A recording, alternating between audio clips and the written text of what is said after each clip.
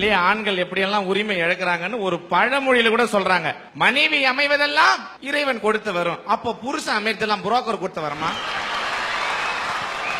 மாதராய் பிறப்பதற்கே நல்ல மாதவம் செய்திடல் வேண்டும் அம்மா. பெண்களா பிறக்கிறதுக்கு தவம் செய்யணுமா? அப்ப ஆடவரா பிறக்கிறதுக்கு நாங்க அயோக்கியத்தனமா செஞ்சுட்டு வரோம். ஒரு காலத்துல தாலாட்டு பாடி குழந்தை தூங்க வச்சிருப்பாங்க, எல்லாரும் பாத்துருப்பீங்க. இப்படி தாலாட்டு பாடினா குழந்தை தூங்கிடும், தெருவே தூங்கிடும். நீங்க எங்க ஊர் பக்கம் வந்து பாருங்க, ஒரு அம்மா தாலாட்டு பாருன்னு குழந்தை அப்படி போட்டுட்டு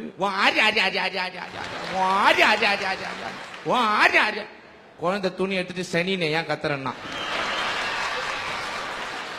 என் மனைவி தாலாட்ட பாடினா பாருங்க, என் குழந்தைய 1.5 வயசு குழந்தைய தோல்ல போட்டுக்கிட்டு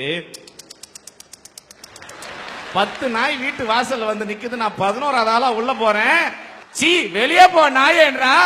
எங்க வீட்டு வேளாமா சொல்லுது 10 நாய் வெளி நாயமா, ஒண்ணுதான் சொந்த நாய் வீட்டுல சேர்த்துக்கமான்றாங்க. இவ்வளவு பிரச்சனை சந்திக்கிற ஆண்களுக்கு எங்க சார் உரிமை இருக்குது? 30,000 40,000 கொடுத்து நாங்கெல்லாம் டிவி வாங்கி கொடுக்கறோம். அந்த டிவி பாக்குறதுக்கு எங்களுக்கு முதல்ல உரிமை இருக்குதா? எப்ப நியூஸ் போடுறானோ அப்பதான் டிவி நம்ம கிட்ட கொடுப்பாங்க. அதுக்கு முன்னாடி இந்த சீரியல் அந்த சீரியல் 11:30 மணிக்கு நம்ம கிட்ட டிவி வரும். 11:30 மணிக்கு டிவியை வாங்கினா, வாலிப வயோதிக நண்பர்களே, நீங்கள் இந்த லேகியத்தை வாங்கி சாப்பிட்டா, நான் 11:30 மணிக்கு லேகியம் சாப்பிட்டா என்ன, சாப்பிடலன்னா உனக்கு என்னடா? சாப்பாட்டுக்கு முன் சாப்பாட்டுக்கு பின் தான் டாக்டர் எல்லாம் மாத்திரை தருவாங்க ஒரு காலத்துல எல்லாம். இப்ப எங்க ஊர்ல அப்படி கிடையாது. சீரியலுக்கு முன் சீரியலுக்கு பின். இப்ப சீரியலுக்கு பின்ன்றது எப்படி மாத்திராங்க தெரியுமா? சிபி. அதாவது நீங்க பிபி டேப்லெட் எடுக்கணும்னா கூட சிபிக்கு பின்னாலதான் எடுக்க முடியும்.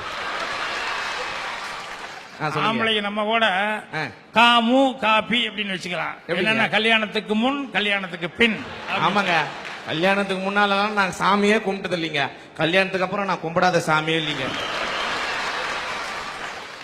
இவ்வளவு கஷ்டமா இருக்குல்ல, இவ்வளவு பொம்பளை புடுங்குறால, பொம்பளையால இம்சியா இருக்குல்ல, பொம்பளை சரியில்லைன்னு பேசுறீங்கல்ல, பேசாம ஒரு கோவணத்தை கட்டிட்டு குற்றாலத்துல குத்த வைக்க வேண்டியதானே?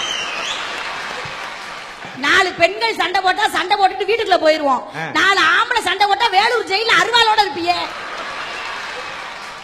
உண்மையிலே சொல்றேன், 40 ஆண்கள் ஒன்னா சேர்ந்து ஒரு ஊர்ல ஒரு தெருவுல குழாவை கொண்டு வருவான். 2 பொம்பளை தான் தண்ணி பிடிக்க போய் 40 ஆம்பளை மறுநாள் போலீஸ் ஸ்டேஷன்ல இருப்பான்.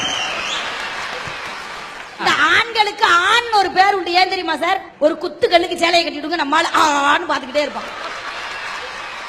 ஆண்களுக்கு ஆடவர்னு ஒரு பேர் உண்டு, ஏன் தெரியுமாக்கா? நம்மால போட்டுக்கிட்டு ஆடுவான், போடாமலும் ஆடுவான்.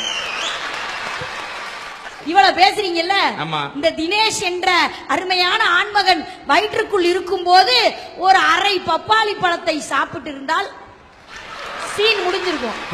நல்லா வளர்த்து வாலிபமாக்கி சட்டை துவச்சு போட்டு இப்ப கொஞ்சம் கொஞ்சமா என் பொண்டாட்டி என்ன சாப்பிட்டுங்கிறா.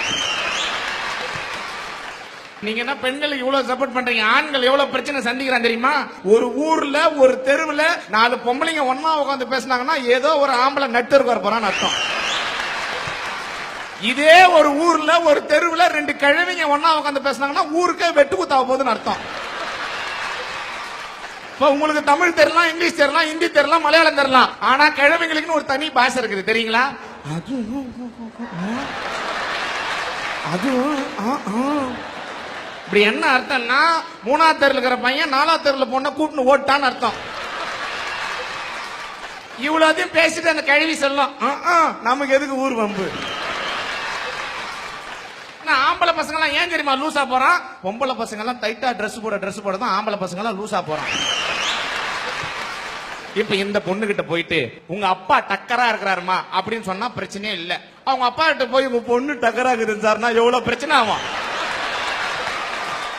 தமிழ்ல பெருந்தன்மைன்னு ஒரு வார்த்தை. அந்த பெருந்தன்மைன்ற வார்த்தைக்கு யாரு தெரியுமா உதாரணம்? ஒட்டுமொத்த ஆண்கள் தான். ஏன் தெரியுமா? இப்ப நீங்க பஸ்ல நீங்க ஏறி போறீங்கன்னு வச்சுக்கலேன், ஒரு பொம்பளை புள்ள பக்கத்துல நிக்கும்.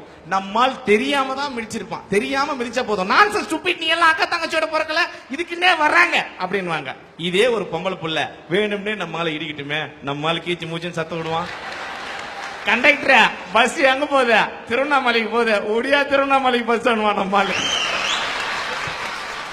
சின்ன வயசுல நாமெல்லாம் படிக்கிறப்போ அப்பாவுக்கு தெரியாம அம்மா காசு கொடுப்பாங்க.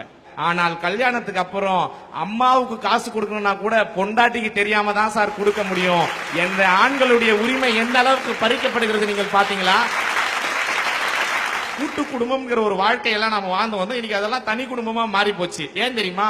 2 மாதங்கள் கருவிலே சுமந்த என் தாய் எனக்கு வேணும், ஒரு ஆண்மகன். நான் சொல்றேன், நான் கேட்கும் போது படிப்பதற்கு பணத்தை அள்ளி அள்ளி கொடுத்த என் தந்தை எனக்கு வேணும், ஒரு ஆண்மகன். நான் சொல்றேன், நான் ஓடி ஆடி விளையாடி என் அண்ணன் தம்பி அக்கா தங்கை என் உறவுகள் எல்லாம் எனக்கு வேணும்னு ஆண்மகன். நான் சொல்றேன், என்ன கல்யாணம் பண்ண வந்த பிறகு என் பொண்டாட்டி சொல்ற, அவங்க எல்லாம் வேணாம், எனக்கு நீ மட்டும் தான் ஓணும்.